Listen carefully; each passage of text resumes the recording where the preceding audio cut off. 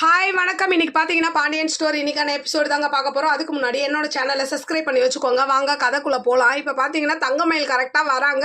அப்போ சரவணன் வந்து தங்கமயிலோட அப்பாவை போய் அவ்வளோ அடி அடிக்கிறாரு. பாவமாக இருந்துச்சு அந்த சீனெல்லாம் பார்க்கும் போதே. பாக்கியம் எவ்வளோ தடுக்கிறாங்க, அப்போ கூட வந்து அவர் அடிச்சுக்கிட்டே இருக்கார் போட்டு. அப்புறம் மொத்த பேரும் தடுத்து அப்படியே சமாதானப்படுத்துகிறாங்க. அப்போ வந்து தங்கமயிலும் வந்து இப்படி தடுத்து விட்டு ஏமா இங்கே வந்தீங்க அப்படின்னு சொல்லிட்டு அவங்க அம்மாவையும் அவங்க அப்பாவையும் தான் திட்டுவாங்களே தவிர இவங்கள எதுவும் சொல்ல மாட்டாங்க. அப்போ கூட கோமதி வந்து என்ன முன்னாடி உங்கள் அப்பா அம்மாவை அமிச்சிட்டு பின்னாடி வந்து நீ நாடகம் ஆடுறியா அப்படி இப்படின்ற மாதிரி கண்டமேனிக்கு பேசுவாங்க.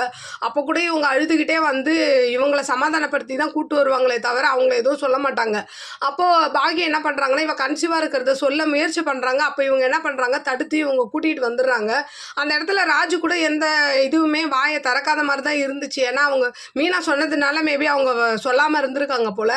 அப்படி இந்த பக்கம் என்ன பண்ணுறாங்க, வீட்டுக்கு கூட்டு வந்து தங்கமயில் வந்து திட்டுறாங்க.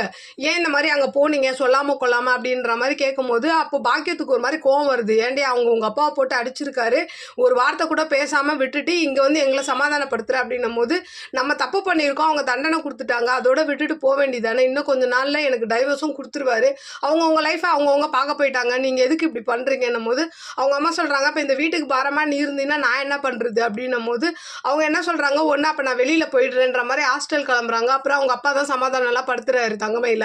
படுத்திட்டு என்ன சொல்கிறாங்கன்னா, தங்கமயில் நான் என் குழந்தைய பார்த்துக்குவேன், நான் சம்பாதிக்கிறேன், நான் இந்த வீட்டை பார்த்துக்கிறேன் அப்படின்ற மாதிரி அழுவும் போது பாக்கியம் எல்லாரும் சேர்ந்தே அழுகுறாங்க. அப்படியே இந்த பக்கம் பார்த்தீங்கன்னா ஆட்சி வந்து கோயிலுக்கு போயிருப்பாங்க போல் அரிசியோட. அப்போ அவங்க வந்து எல்லாரும் ஒட்டுமொத்தமாக பேசிக்கிட்டு இருக்காங்க. அந்த மாதிரி என்னென்ன வேலை பண்ணிகிட்டு இருக்கா பாருங்க, மறுபடியும் வந்து வீட்டில் வந்து பிரச்சனை பண்ணிக்கிட்டு இருக்கா அப்படின்ற மாதிரி கோமதி சொல்கிறாங்க.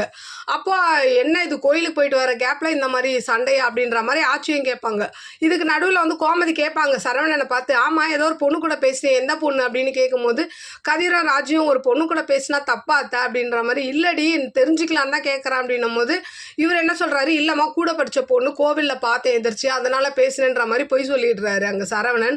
அப்படியே இந்த பக்கம் பார்த்தீங்கன்னா அரசி இருக்காங்களே, அவங்க என்ன பண்ணுறாங்க, நடந்து வந்துக்கிட்டே இருக்காங்க. அப்போ குமார் வந்து சோப்பு எடுத்துகிட்டு வந்து எங்கள் ஆட்சிக்கிட்ட கொடுத்துருங்கன்ற மாதிரி அவங்கக்கிட்ட வந்து கொடுக்குறாங்க. அப்போ வந்து அரசி திட்டுறாங்க, இந்த மாதிரி வேலைலாம் வச்சுக்காதீங்க, எங்கள் வீட்டுக்கு தெரிஞ்சால் உங்களை அடித்து போட்டுருவாங்க அப்படின்ற மாதிரி கேட்குறாங்க. இல்லை இந்த ஒரு தடவை கொடுத்துருங்க அப்படின்னு சொல்லிட்டு அவரே போகிறாரு. அப்படியே இன்னைக்கான எபிசோடு முடியுது. பார்க்கலாம் நாளைக்கு என்ன நடக்கும்னு பார்த்துட்டு நான் உங்களுக்கு ரிவ்யூ கொடுக்குறேன். என்னோட சேனல் பிடிச்சிருந்தா லைக் பண்ணுங்கள், ஷேர் பண்ணுங்கள், கமெண்ட் பண்ணுங்கள். என்னோட சேனலில் சப்ஸ்கிரைப் பண்ணி சப்போர்ட் பண்ணுங்கள். நன்றி, வணக்கம், பாய்.